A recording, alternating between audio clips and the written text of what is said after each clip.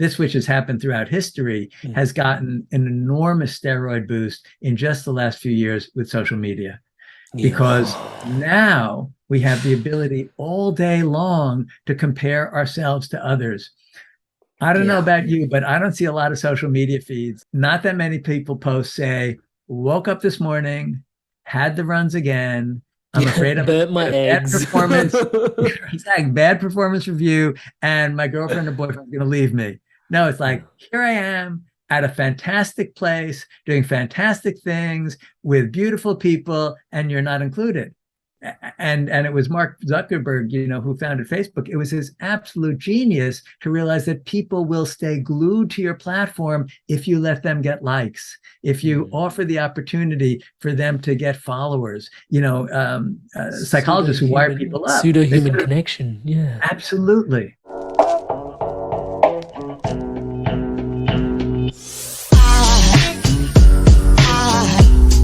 Aside from my soul.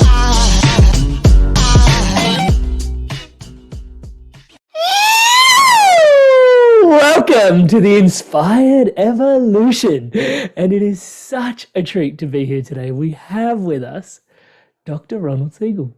Ron, how are you? Very good. Thank you for having me. It is such a pleasure to have you here. For those tuning into Ron for the first time, he is Professor of Psychology at Harvard Medical School, Assistant Professor, where he has taught for multiple decades, over 35 years. And he is a long-term student of mindfulness meditation. He serves on the board of directors in the faculty of the Institute for Meditation and Psychotherapy. He's written some really incredible books. Mindfulness and its ability to heal. The recent book is The Extraordinary Gift of Being Ordinary. Now, I love the title of this book, and I wanted to really dive deeper into this space, if that was okay, Ron, today. What prompted you to write a book on ordinariness? Because it doesn't seem to be the most, looking at the books that you've written on mindfulness, I think there's a real draw card around mindfulness, especially in today's society, the way we're sort of, Stephen Kotler, one of the other guests I've had, researching flow, talks about there's this 20% anxiety sort of baked into the social collective that we currently navigate. And so mindfulness is presents itself as a real antidote. And so following the thread of your past books and then feeling into ordinariness, like this doesn't seem to be kind of what people are seeking out at the moment. Yeah, no. When I was searching for a title, I was doing little focus groups with my friends and colleagues, and one of them wrote back when this title was put forth and said, "Nobody would buy a book about being ordinary. Everybody wants to be special." Which I think is exactly how do you become a New York Times bestseller? Exactly. Well, that may not be the fate of the book, but rather it may be useful to people instead. And the inspiration actually was very personal. There I was already in my 60s, having spent some 4 decades with serious investigation of mindfulness practices, personally as well as professionally, and the same number of decades working with clients or patients professionally, having been, of course, in my own therapy as part of my training. And you would think that at the end of all that, I would have gotten what are really the supposed fruits of meditation practices, certainly in the Buddhist traditions from which many mindfulness practices derive. The idea is to not be so self-preoccupied, is to not be, so concerned with ego, with how you look to yourself and to others. And certainly in Western psychology, we see as the goal, you would imagine one would have a stable, coherent sense of self, or something called positive self-esteem. And being honest with myself, neither had occurred. That my sense of myself was still fluctuating. I mean, not fluctuating as badly as it does for some people who are stopped in their tracks by it. But, if I were to say what the general tenor was, it was either struggling to avoid feeling not good enough in some way, making sure that I keep accomplishing things, checking out how I'm doing compared to my peers, or being kind of stressed out, involved in all sorts of productive activities that were designed in part to make me feel good about myself, to make me feel, I'm a successful human being. And that was occurring in so many realms. And I thought, well, this is interesting. I look at my clinical practice and I realize everybody that I was working with, one dimension of their suffering was either feeling not good enough or being stressed out, trying to stay on top of the heap in some way. And I thought, well, that's really interesting. How come this is persisting? And, one hypothesis was, well, I'm just a loser. Here I am. I had trouble with, Professor at Harvard, written multiple books. I know, but it doesn't matter. I mean, that's one of the fascinating things that we find. It doesn't matter where you are on any continuum that you might invent. Yeah. We all, what happens is we suffer from something, I made up a name for it, narcissistic recalibration. There was a time, I don't know if you have this in Australia, where, as a toddler, I figured out how to put multicolored rings, kind of like donuts, on a pole in the right order so that they look like a cone or a Christmas tree. I was doing that just last night. My son has one of those. Excellent. Okay. So it exists, and it still exists in Australia. And right when your son got it, so it looked like the cone, there's probably a sense of accomplishment. Yeah, we get super excited. And hey, Daddy, look, right? Yeah. And that did once float all of our boats. However, as time goes on, we tend to recalibrate, and we tend to actually keep raising our standards. So interesting. I often train psychotherapists. It's one of my professional roles, and sometimes I'll be talking with this topic with a significant group of psychotherapists, and I'll say, all of you earned this advanced degree, right? And there was a time when you earned that degree where, when you finally graduated, you probably felt pretty good about yourself. And everybody says, yeah, absolutely. And I say, now, who woke up this morning feeling, I really feel proud and fulfilled because I have my advanced degree? And the whole group, exactly as you're starts to laugh, right? Except sometimes there's one new minted psychotherapist who raises their hand and says, why is everybody laughing? Right? Because they're still awash with the glow. They haven't recalibrated yet. Because what happens is, we move through life, no matter what we're doing, we keep changing our peer group, right? And then we start comparing ourselves to others. So, you could take an Olympic gold medalist, right? And, if they don't win the gold, they feel pretty inadequate. While for somebody else, I shouldn't say a gold medalist who doesn't win the gold, but somebody competing doesn't win the gold, they feel inadequate. Whereas any other athlete in the whole world would think, oh my gosh, to be able to compete in the Olympics, what I wouldn't do for that. Yeah. And then there's another problem. In addition to this recalibration, the way that our measuring stick keeps changing is everything changes. What goes up goes down. So the person who does actually win the gold, what are the chances of winning it in 4 years or in 8 years? So it was really noticing that, oh my gosh, I'm still caught in this. Everybody I'm working with is caught in this. I see it on the world stage. What's up with this? And even more importantly, what might we be able to do about it? I'd love to tune into what might we be able to do about it. But just before we go all the way in there, I'd love to sort of ask a little bit around what your thoughts on the bedrock of what has brought this to us as human beings might be.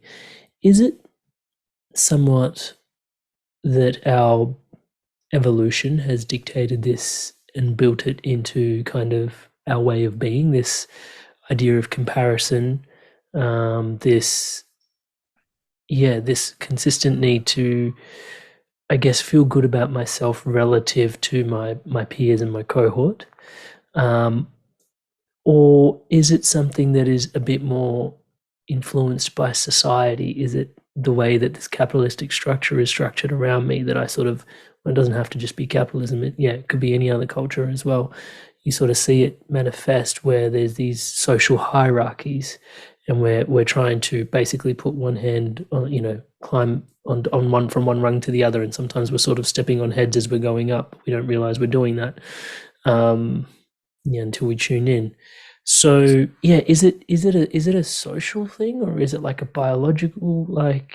I think it's a perfect storm of the social and biological coming together.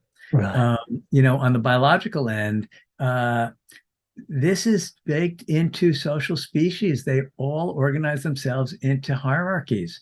If you've ever, had the privilege of going on a so-called safari in Africa, which means riding around in a jeep with a naturalist, the observations become somewhat repetitive. In species after species, we see here's a dominant male surrounded by a literal harem of sexually or reproductively promising females. And then over in the next field, there's another bunch of guys, usually a bit younger, doing some kind of competitive horseplay, the species-specific equivalent of playing, you call it football or soccer in Australia, or basketball, whatever.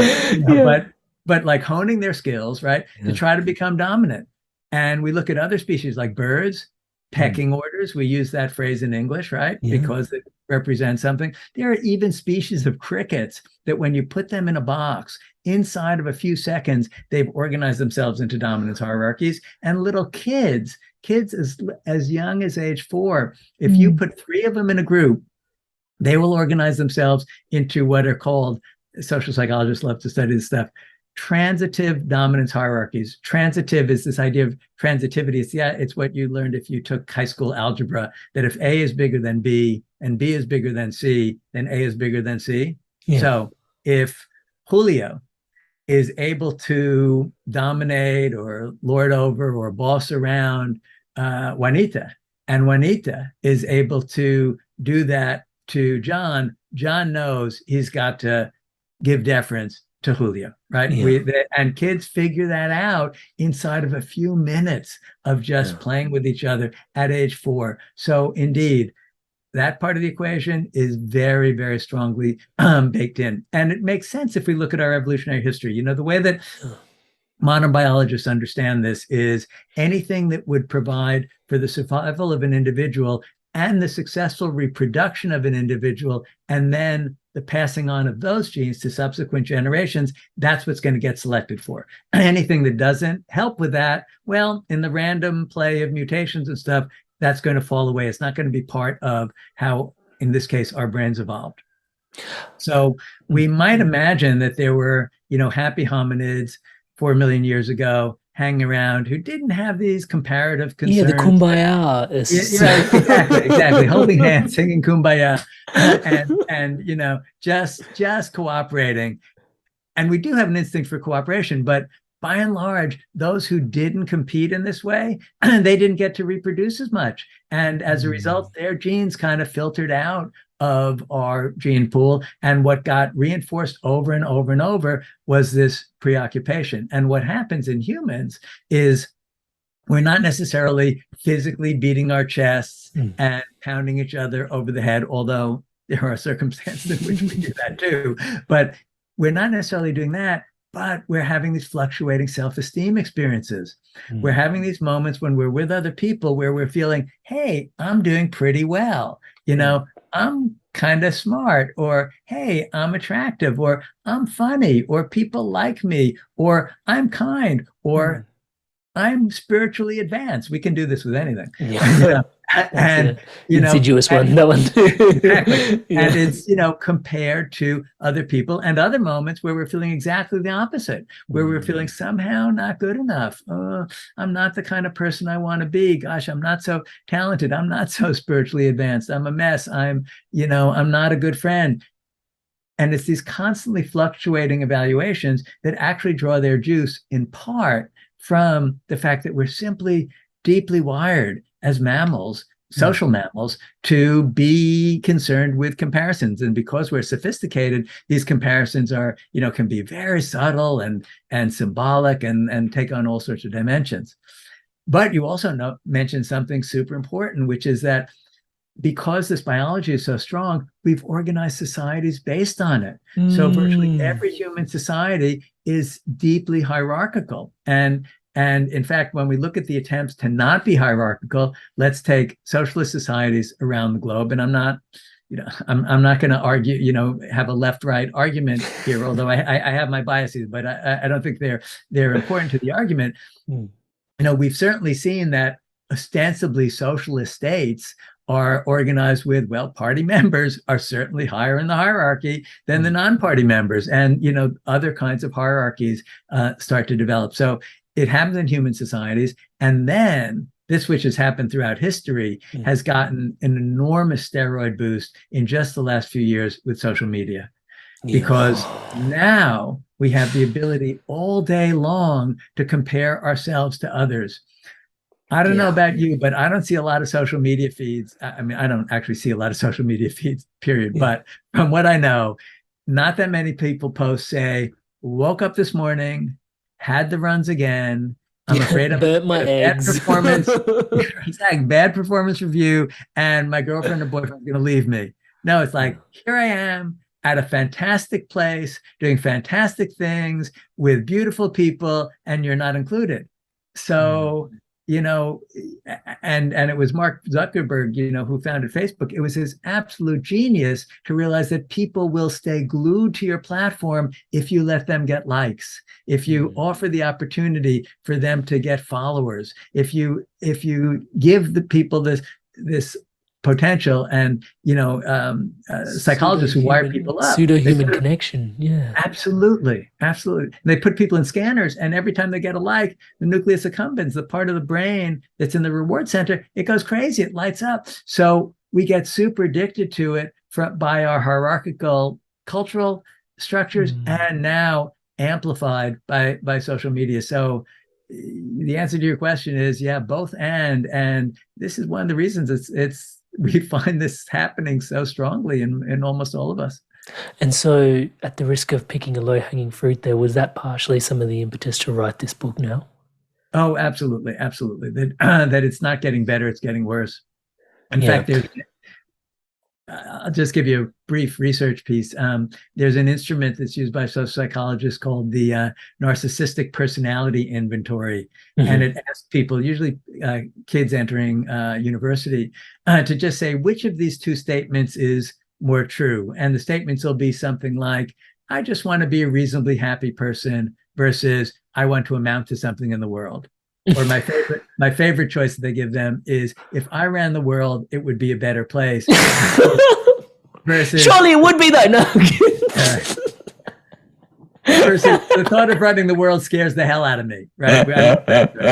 And they've been tracking like kids' response to this, and they just get more and more like, I got to be an internet influencer. I got to, start a .com company by the time I'm 30. This is amping up tremendously. And it was one of the inspirations. Yeah, and the pressure around all of that. So one of the things that tuning into your work has been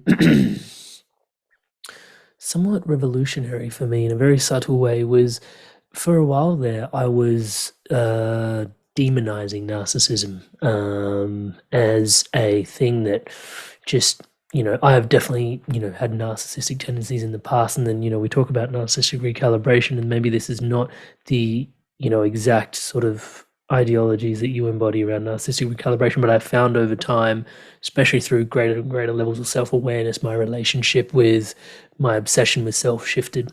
And so, it's healed in a great deal. But I've digressed somewhat to the point that I was trying to make, which was this conversation around narcissistic supply, which I found a really interesting concept to discuss, because it basically alludes to, and I probably shouldn't put words in your mouth, but that there is some amount of narcissism that is healthy for our existence and our individual expression, yet left unchecked, there are problems. Can you describe a little bit around what I'm talking about here?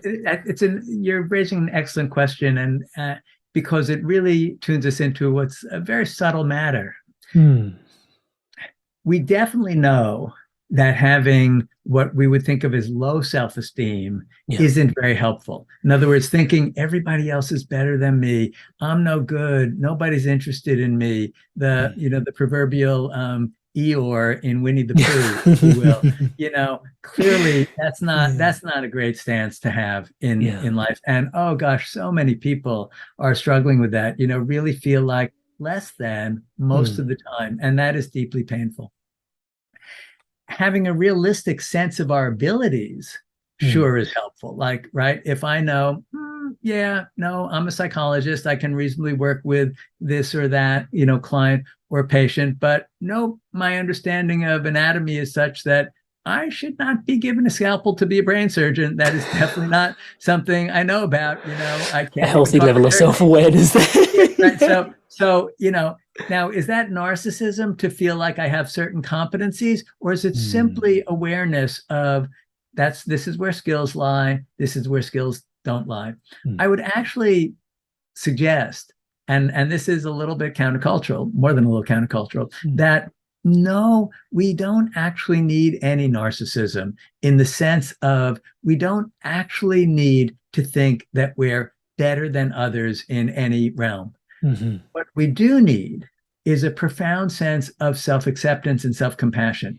We do need to sense that we are fundamentally lovable, we fundamentally have value in the world, and we are connected to others. But all those things can happen without any self-evaluation, because this is about feeling acceptance, feeling connection, feeling engagement that's not based on the mythology that one person can be better or worse than another fundamentally. Yes, one may have skills where another doesn't have skills. One's taller, one's shorter. That's all obvious and sometimes quite necessary. You want the taller person to reach to the top shelf, right? Not the shorter person. They're going to be able to do it. So practically speaking, really important. But in terms of how it feels, I'm not sure we need narcissistic supplies. That may be an idea baked into Western psychology that comes from the fact that Western psychology never really examined very deeply, not all of it, but mainstream Western psychology never really deeply examined this whole idea of how is self constructed and what elements of that are basically illusory. Wow. Yeah. I think it's really interesting to feel into the depth of acceptance that is required to sort of let go of that level of self.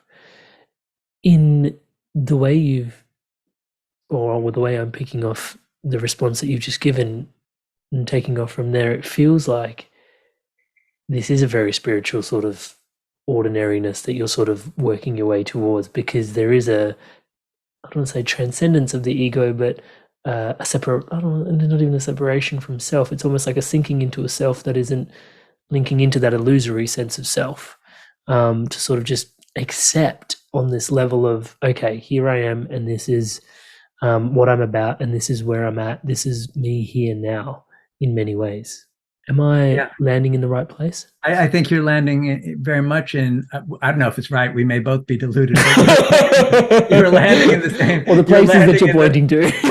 You are landing in the way that, describing well my understanding, the best that I have. And I don't want to set this, in describing this, this is describing a light, if you will, that we might want to orient toward. Once again, yes. I don't experience in my own life a great number of more than moments in which this kind of comparative judgment doesn't arise. I don't see it in the lives of other people. The forces, we're just hardwired for it. In the same way, I like this as an analogy sometimes. Virtually every culture that I've ever had the privilege of touching on or traveling to has some kind of delicacy, which is basically fatty and sweet, right? The equivalent of the American donut, right? And I think there's a reason for that, because in historical, long ago times, fat and sugar signaled calories, and getting calories was like the main thing that organisms needed, and so we evolved to like that. Now, what most people in the developed world learn is, just going with that instinct doesn't work out well in the long run, right? We don't feel good. Well, I mean, I'm not against eating donuts, but we don't feel good if we make that the mainstay of our diet. It doesn't work well for us. So in the same way, these instincts towards social comparison, trying to feel good about ourselves, they're not going away the same way my love of donuts isn't going away. But if I put most of my energies into, okay, so it's as though I were guiding my nutritional life and thinking, how can I set it up so I have nonstop donuts? That's kind of what we do about our sense of self. How can I make it so I'm a winner? How can I make it so that people always like me? How can I make it so that I feel successful all the time? In fact, we have a mythology, a crazy mythology, at least in American culture. You tell me if this is in Australian culture, that only losers are insecure about self-esteem. Only losers have these fluctuations in feeling. In fact, we recently had a president who would state that all the time. Look, he choked. He looked nervous there. He's an inferior, lower ranking primate. I didn't quite use that language, but that was to the effect of, yep. That was what was implied. So I think we're all going to. I'm expecting this to be a lifelong struggle for me. And by pointing my energies in a certain direction, I can make it so I'm not doubling down on this instinct. I'm not reinforcing it, but rather I'm cultivating some other instincts and other ways of being in the world that aren't subject to the same shortfalls, that aren't in necessarily limited supply, where it's not like I win and you lose, and that are actually more sustainable and feel more deeply meaningful. And absolutely, they lie in a spiritual direction. They lie in a direction of feeling connected to other people, life, the planet, connected to things outside of ourselves, and less preoccupied with narratives about ourselves and how I look and how I seem and what everybody's thinking about me.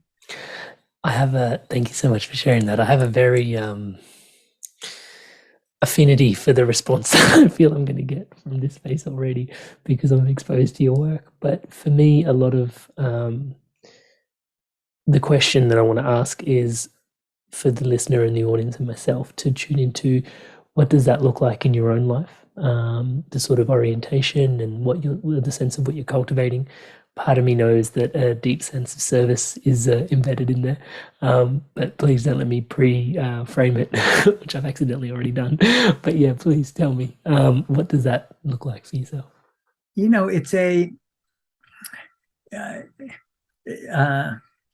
a daily practice. I'll give you a real life example of something that happened recently. Okay, so I've been in a kind of mentor role in a program that's training clinicians in psychedelic assisted psychotherapy. Yeah. And in any event, working with this group, I missed some things early on. In other words, some people shared some vulnerabilities and I didn't pick up on it. And in fact, I had a somewhat different expectation of my role than did some of the members. So I kind of got into my little bit professorial role that's I'm familiar with and I know how to do. And I wasn't really connecting, but I didn't really know why. And I didn't have the wisdom at that moment to say something's not really connecting. Let's understand this. And a little bit later, over the course of our work together, some people spoke up, and it was painful to hear. I'm a psychologist, I'm a teacher. You'd think I'd be able to communicate with people and create an atmosphere that felt safe. That's not what was happening. It was feeling unsafe to several people. And that was heartbreaking. Now, how am I going to respond to that? There is a part of me that responded with, well, there are reasons why I did what I did. This is the justification that I had. I didn't know about this or that. You never spoke up. How was I to know? The sort of self-defense, constructing a narrative so that Ron doesn't have to feel he failed at this. Right. And that's along the self-esteem dimension, that kind of thing. And then there's the possibility of saying, what if that didn't matter? What if this really wasn't about whether you're a good group leader or not, whether you're successful or not, whether people like you or not? What if this were really about what do these people need right now? How can you best serve them?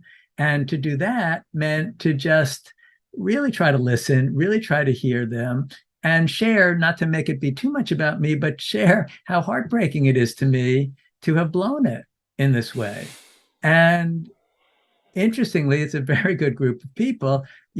I think that mattered. That started to shift the whole dynamic, right? They started saying, oh, he's not some jerk professor from Harvard. He's a human being who missed it, right? I am a human being who missed it.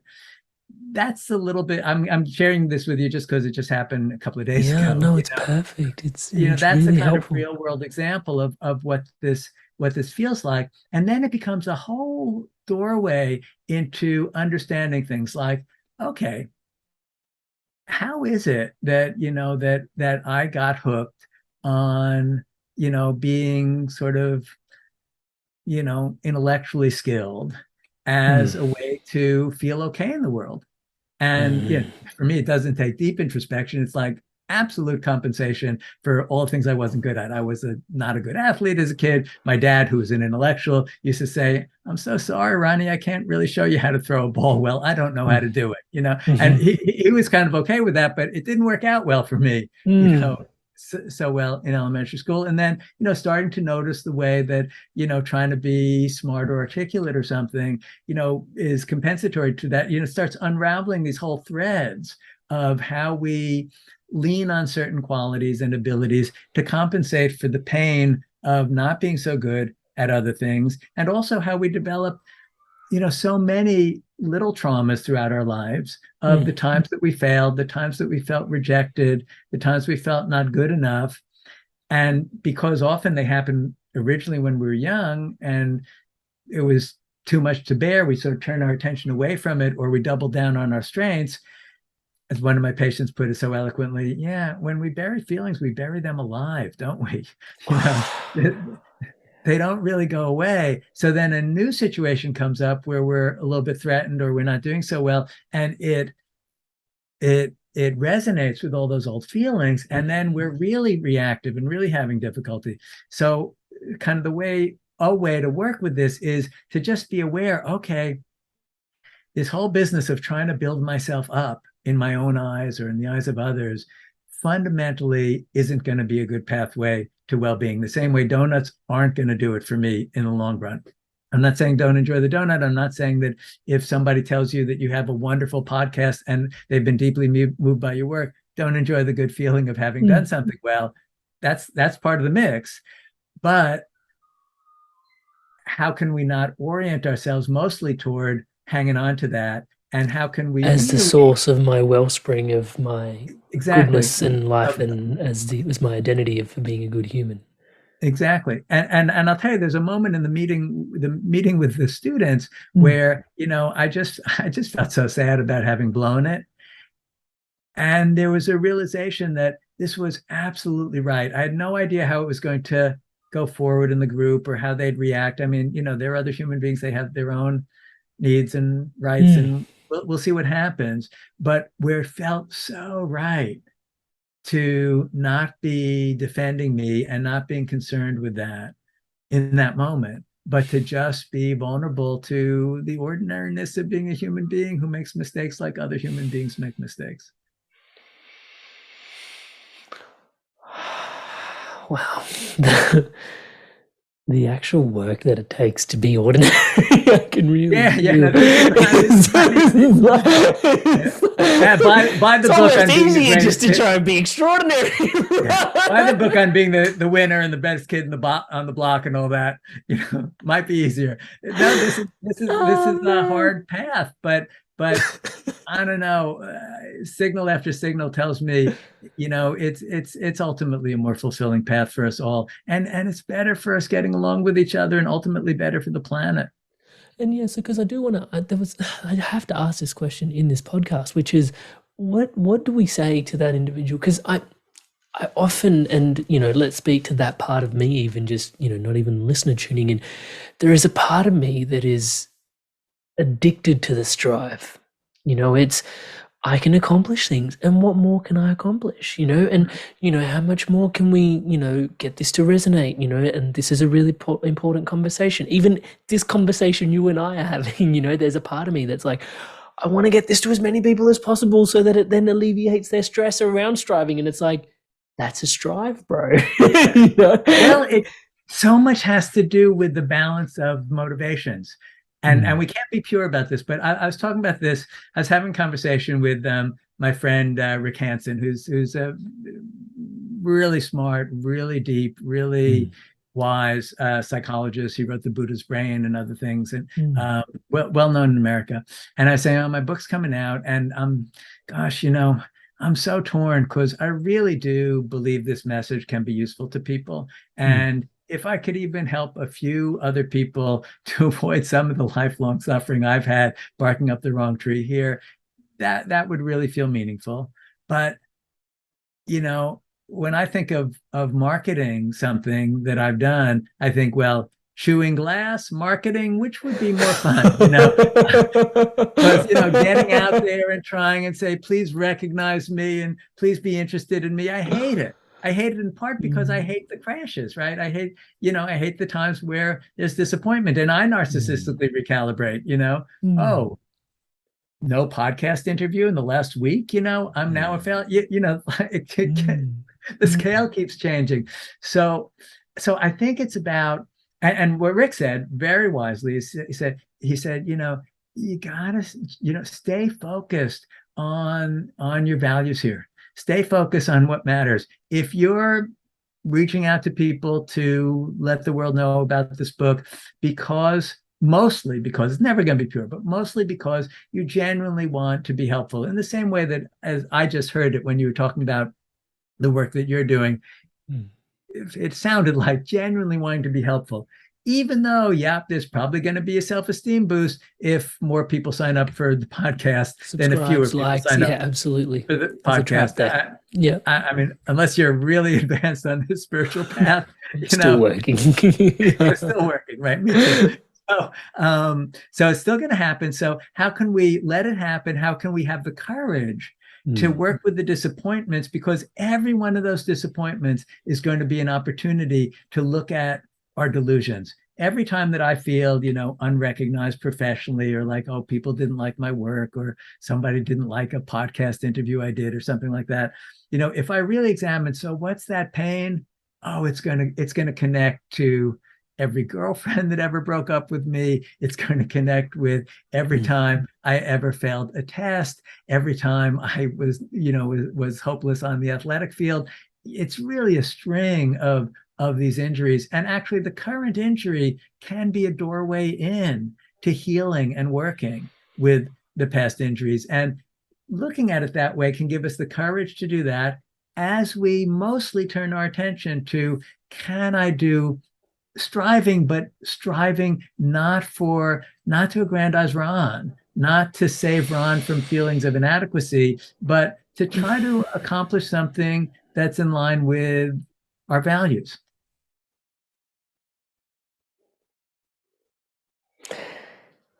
Part of me just wants to end the podcast. We're nowhere near the end. That was huge.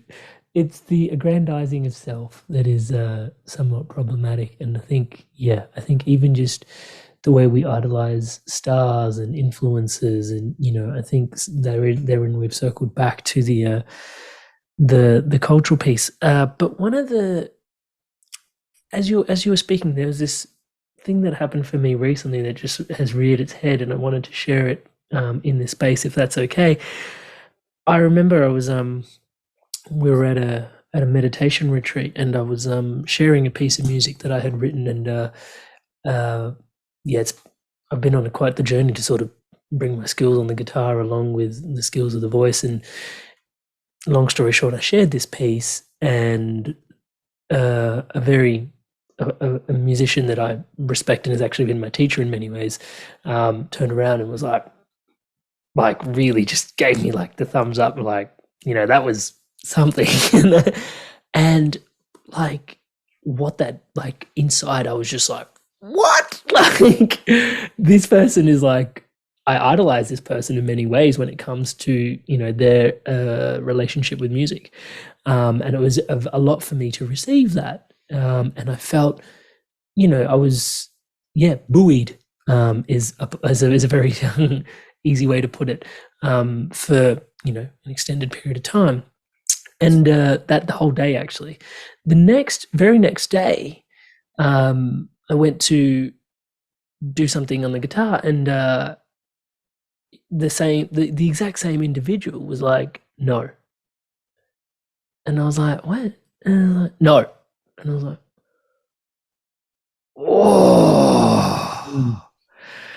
And the realization, and you know, the benefits of these retreats, these meditation retreats you go away on, is because, you know, because it's such like a microcosm of self-awareness that you're embodying for this extended period of time. I was hyper aware of the fact that, in fact, the day before, letting that individual's, and that individual's amazing. They're just walking their path. They're doing their thing. This is not about them, whether they did the right thing or the wrong thing.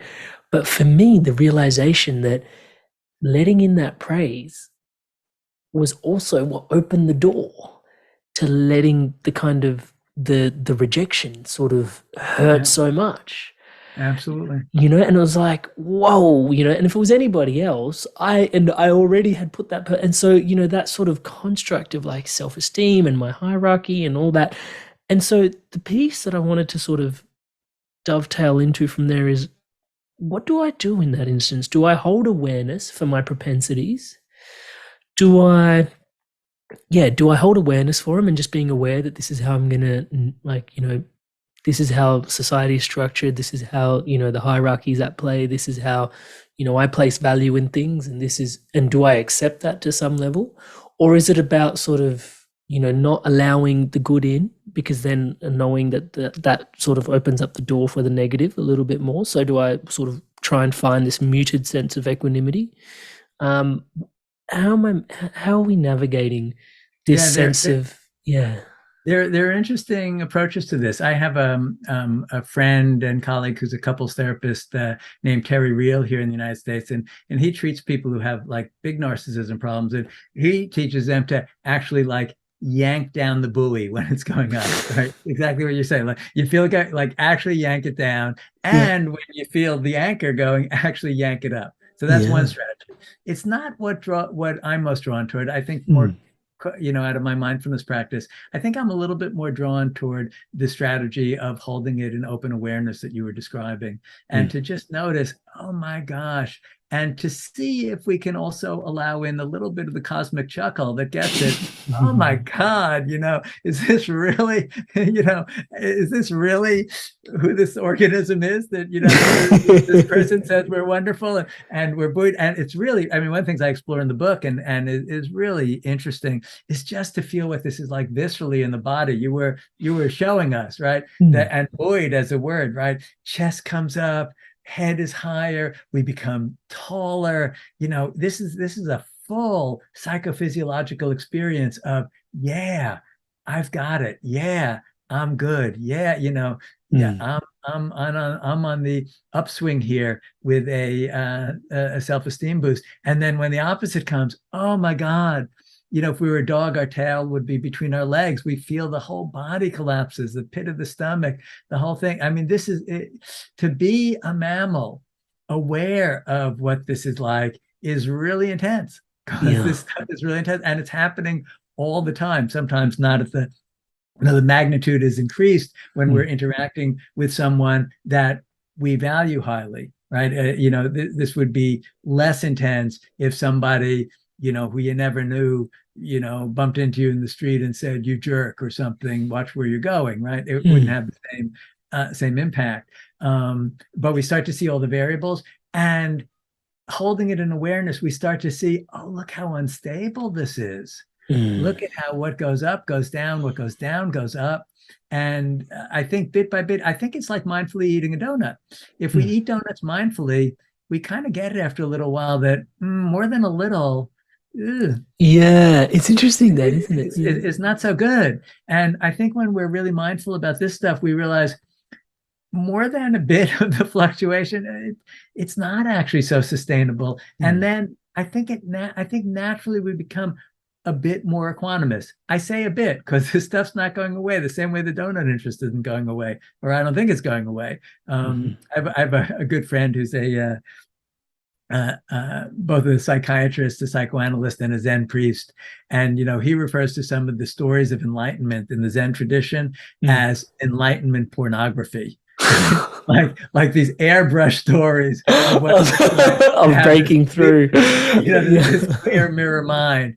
Yeah, I know what moments of that are like, but sustained out there in the world, outside of being on retreat, not in this lifetime, not yet. So maybe, but also maybe he's right that it's enlightenment porn. So I don't think it's about holding ourselves up to some standard of expecting equanimity or liberation. Or I think most of that winds up being a spiritual bypass. I think it's really about holding it in awareness. And what I have found since I started writing the book, I'll tell you a little interchange that happened. I kept being late because I kept wanting to research it more and read more things because I got so fascinated by this topic and so engrossed in it. And at one point I wrote to my editor and I said, I was already like a year and a half past deadline. I said, I have some good news and some bad news. And she was very tolerant. I said, the good news is attending to this really is helpful, because since I started writing this book, I'm so conscious of this in myself and in others, and just holding it in awareness like that is loosening it. It's less intense. I'm not believing in these stories as much as I used to. The bad news is I'm going to send back the advance. Who needs to finish another book if I'm not trying to somewhere? And she, even though she knows my sense of humor, she didn't know I was kidding. I was mostly kidding, right? And she said, no, I think this is a worthy enterprise. Let's talk, And I do think it's a worthy enterprise, but so this is just to speak to the holding it in awareness that you're mentioning it.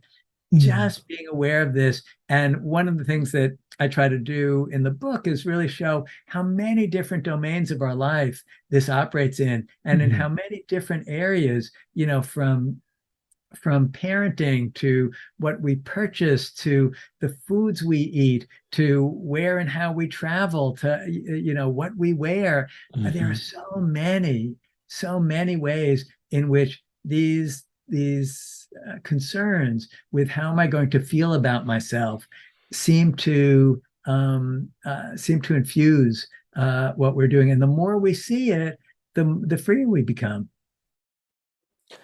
And I think I was going to try and put together a question that was striking towards what, I don't want to use the word evangelize, but what are the benefits that we're evangelizing here of letting go of all of that? And I think you just touched on it there. It's this sense of freedom. For me, tuning into what I felt you were speaking to, for me, was this deeper sense of peace and acceptance. Yeah.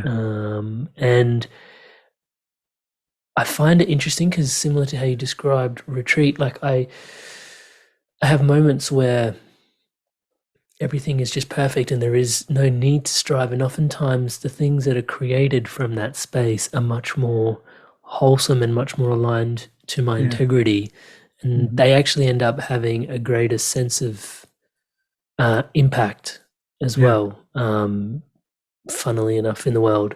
Whereas when I'm trying to create something because it's what I think may benefit someone else, rather than just from my heart goes, this has helped me, let me share it with you, there's a distinct energetic difference between the two that I've come to realize over time, to the point where I've learned to surrender that more and more often. But I still fall in the trap of actually, this will help this person, let me help them with that, rather than this has helped me, I wonder if this will help you.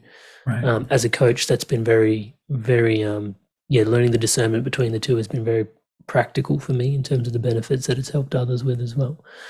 But the sense of peace and freedom, I think. Yeah. And a third thing that we haven't yet talked about much, and I know we're nearing the end of our time, but the sense of connection to others, because one of the things that what you were just talking about, that energetic shift, is it really is about celebrating our common humanity, right? This isn't, hey, I'm a coach, I'm a teacher, I'm, whatever, and let me offer my brilliance to you. It's like, oh, wow, we're in this together. Let's kind of talk really with each other, maybe even hold hands and discuss, how hard it is to be a human being, and what's working for you, what's not working for you, what's working for me, what's not working for me. And that sense of connection that happens when we're talking with, let's just say, a friend, where it's a friend we can trust.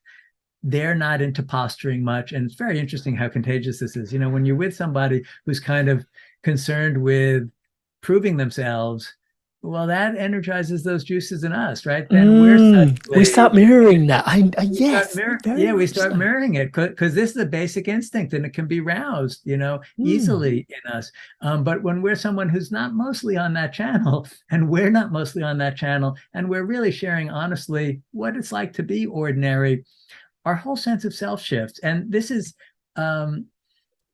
actually a step toward what is often seen as non-self or transcending ego or transpersonal experience, because we shift subtly from being a me and a you to feeling like a we. At least I've noticed this at moments during our conversation here together, right? When we're both resonating about something, and the thing that we're resonating about is really something that's about celebrating our shared vulnerability as humans, celebrating our shared difficulty as humans. And when we do that and we become a we, our whole sense of self is different. It's not about me, Ron, it's about us. And that then lets us connect to other people. Also, one of the chapters in the book, a phrase that it's resonated for a lot of people, it continues to resonate to me. What if we went through the world trying to make a connection rather than an impression? How would that feel in each moment? And it's not a bad guideline to have in almost all of our interactions. And it just shifts them a little bit to, how do I connect more rather than prove myself more? I love that, the discernment between connection and impression. Yeah, and it's and I think even if you dial back the word impression to impress versus connect, and just dialing into what we're doing in that space versus what am I trying to become to impress someone else, and again conflating some version of self that is not the authentic version of self. Why is connection so important, Ron? Because we're social beings. The same friend who's the Zen priest and the psychiatrist, his name's Bob Waldinger, and he also runs the Harvard Study for Adult Development. And this is the longest standing longitudinal study on well-being. It started in 1938 with some 700 men. It's because Harvard undergraduates were all male back in the 1930s. And it followed this group from the 30s to today. And last I checked, there were about 60 of them who are still alive. And early on, they were checking blood pressure and height and weight, and they were asking them a little bit about how they were doing in their lives. But they got increasingly sophisticated over the decades and would start interviewing their wives or partners and their kids. And they would start doing, lipid profiles and C-reactive protein and all sorts of, inflammation markers, all this stuff. And they would do complex psychological testing. And, Bob, he has a TED Talk out about this, says, we're still doing the study, but basically the jury's in. We know what's most important for well-being, and both physical and psychological. And what's most important is the quality of our relationships. And if we feel like we're connected to other human beings in the world, we tend to thrive. If we don't, we tend not to thrive. And I'm not saying you can't get cancer because of a genetic thing or heart disease, it's complicated. But in terms of the overarching big variable, it's that. And what I find deeply reassuring, because I come from a New York Jewish background where one of the features of the culture is we argue a lot about stuff. and you don't have to be always harmonious, right? You don't have, you might bicker sometimes, you might disagree, but the critical variable is feeling like you can trust the other person, like like they actually care about you. And if push came to shove, they would try to help. They would try to be there for you. And when we feel in community with one person, with a larger group of people, when we feel that sense of connection, we do better as human beings. And interestingly, the whole positive psychology field, I remember being with Chris Peterson once. He was one of the founders of the whole movement toward studying happiness scientifically. And he sadly died an early death of cancer. But shortly before he died, he said, we know the answer now. It's about other people. It's about connecting to other people. So, these disparate lines of investigation come to the same thing. And that's why this is important. That's what we evolved as social beings. We need to be able to connect safely with one another to thrive. And so interestingly, there's a kind of bidirectional relationship between connection, interpersonal connection, and the self-esteem preoccupation stuff. Because when we're trying to aggrandize ourselves, we don't connect so well to people, right? It's interesting that, isn't it? Yeah. Yeah, I mean, nobody likes somebody who's like always trying to prove themselves, right? Yeah. I mean, they may like them like, oh, won't you like me? In other words, they may become a sycophant or a follower or something and hope for a crumb, but they don't really connect to somebody like that. So actually, if we can be more at home with our ordinariness, we can connect more fully to other people. And conversely, when we connect to other people, we don't need the self-esteem stuff. We don't need to prove ourselves because we already feel loved and connected. It's like, no, I'm no good at that. But it's okay because, we're held in love and connection. So these two really go hand in hand with one another. Yeah, I find it really profound because as you're sharing that, I'm drawn back to Tony Robbins's. He's done a lot of work in his life, but one of the pieces that I feel like he pioneered for him, like in this self-improvement space, was the conversation around. He believes we have 6 human needs, and everybody has a different interpretation. I've found over time about what we need and what we want, but his 6 are this need for certainty and uncertainty. So there's a healthy amount of certainty that we need, but if everything was completely certain, you'd be going insane.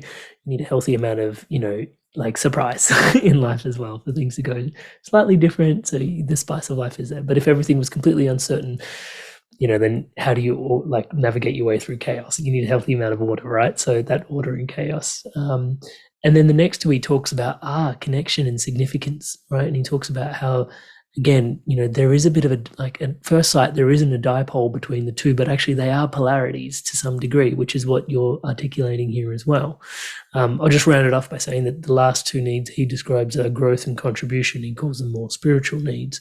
And he tries to orient people towards those needs and sort of working their way out from the other 4 needs. But I think the connection versus significance piece is obviously at this juncture in the conversation, having spent almost an hour talking about this, it becomes quite apparent. But I think when you start, and even if you just rewind and take a pause and go, okay, take a moment to think about where we started this conversation, oftentimes one of the reasons why we're driving towards significant, driving to stand out, is so that we will attract someone to us. Yeah. Oh, totally. And it's so counterintuitive. I know. That it's like it's my so ordinariness that actually connects me back in, not my extraordinariness. Yeah, I mean the number of patients or clients I've seen over the years who were so downtrodden, feeling nobody's ever going to love me. I'm not extraordinary. I don't have any great talent. And that's gotten so much worse. It's gotten to nobody's going to love me because I don't have a perfect body, or I'm not an internet influencer, or I'm not, I don't have followers. I mean, it's just gotten to a level where where you think that you have to be extraordinary in order to be lovable. And the irony is exactly what you're saying. When we can really connect as ordinary human beings, there's deep love and there's deep trust, and we don't have to be special at all. We can be completely, filled with all sorts of difficulties and flaws and confusions. It's so interesting, having been a psychotherapist for decades. I've had an observation that a lot of people come to therapy hoping that they'll get a whole new personality. The fantasy is, I won't have to be Ron anymore. That yes, I'm so tired of that. Anxious at 4 a.m, worrying about this or that. I really want to be like that other person, right? And when therapy goes well, and this is not short-term therapy, longer-term therapy, but when longer-term therapy goes well, the person is very much like they were at the beginning, except they're now friends with that person. They're no longer judging it. They're no longer thinking it's got to be different. They're actually realizing this way that this particular organism evolved is just fine. And Ram Dass, who many people know, started out actually as a Harvard psychologist, as Richard Alpert, and got fired for his LSD experiments, actually psilocybin experiments with Tim Leary. But putting that aside for a moment, is interesting story. He used this metaphor. He says, when we go to the woods, and we look at the woods, some trees are tall and straight, some are bent where you can see because of phototropism, they grew around some kind of obstacle. Some trees are thin, some are thick, some have fallen over and are being decomposed by fungi. And when we look at it, it's all beautiful, right? Even the way the wood comes into decomposes and looks a little bit like wood looks in a fire, when it's coming apart with the fungi. That's beautiful, right? The tall trees are beautiful. The bent trees are beautiful. As soon as we move out of the forest and we start interacting with people, oh, they're too fat. Oh, they're too short. Oh, look at the way they're dressed. They're one of those types. They're, the judgment machine. The beauty disappears and the judgments ensue. And most of these judgments are designed so that we can feel better about ourselves, right? I'm not no good like that person. I'm good. If we're on the staying ahead stress pole, if we're on the other pole, it's like, oh, they're so beautiful and I'm not, and we can go either way with it. But still, it's the comparative judgments that take over. And this is, what the ordinariness is about, is really finding a path that's not mostly about that, but mostly about a very different form of connecting in the world. And I think at the heart of it, it's finding yourself to be enough. Yeah.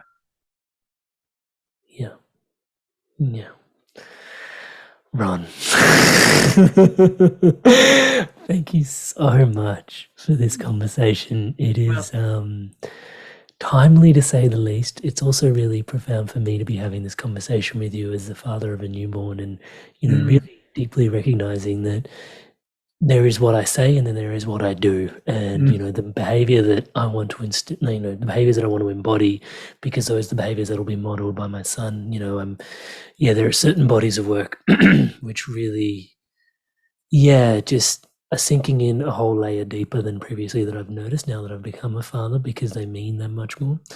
And this has definitely been one of them. So I really want to thank you for the work that you're doing in the world. And despite wanting to chew on glass versus marketing, thank you so much for taking the time.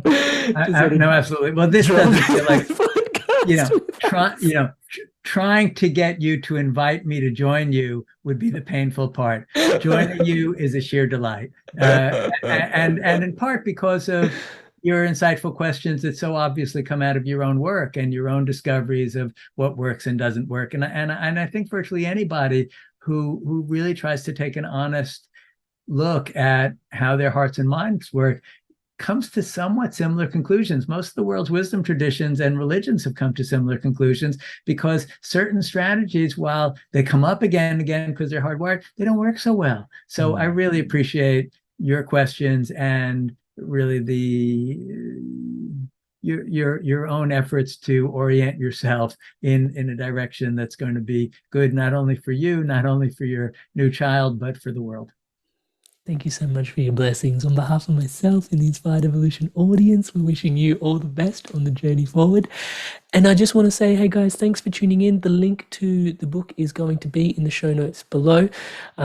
Please do check it out. It's it's an opportunity to just sink into greater and greater levels of enoughness and your sense of being, and navigating the world with greater levels of peace and freedom. The extraordinary gift of being ordinary, learning to heal your relationship with striving. Yeah, I'm excited for you guys to tune into that. Thanks again, Ron. Thank you. Hey guys, if you enjoyed this video, give it a like, leave us a comment. And if you want to stay in tune for the new episodes launching every Monday, hit subscribe, and I'll see you in the next video. Stay inspired to evolve.